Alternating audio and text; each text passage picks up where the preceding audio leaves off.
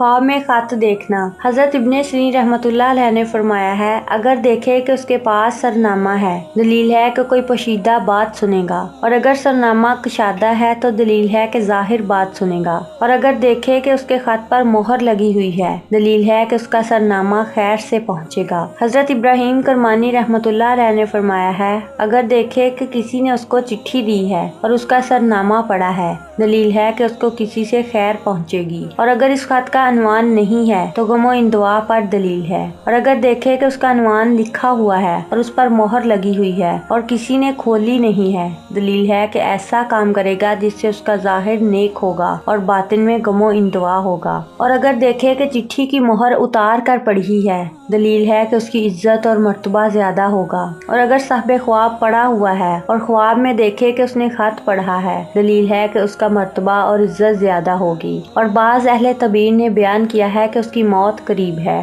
फरमाने हक ताला है, अपनी किताब पढ़ आज के दिन, तू ही अपना हिसाब लेने के लिए काफी है। हजरत जाबर मगरबी रहमतुल्लाह अलैह ने फरमाया है, अगर देखे कि उसको किसी बादशाह का खत मिला है, अगर खोला और पढ़ा नहीं है तो गमो इंदवा पर दलील है, और अगर खोला और पढ़ा है और उसमें कोई बिशारत लिखी है तो शादी और खुशी और मनफत पर दलील है, और अगर इसमें बुरी बातें लिखी हैं तो नाखुश और पुरऐश और हलाकत पर दलील है, और अगर देखे कि खत मोहर के साथ पाया है, बादशाह को दिया है तो खैर व मनफत पर दलील है। हजरत इस्माइल अशत रहमतुल्लाह अलैह ने फरमाया है, अगर देखे कि उसके हाथ में आसमान से खत आया है तो खैर और उम्मीदवारी पर दलील है, और उसके काम पूरे होंगे और हर एक मुराद पूरी होगी, और अगर देखे कि उस पर नाखुश बातें लिखी हैं, दलील है कि उसके काम पूरे ना होंगे।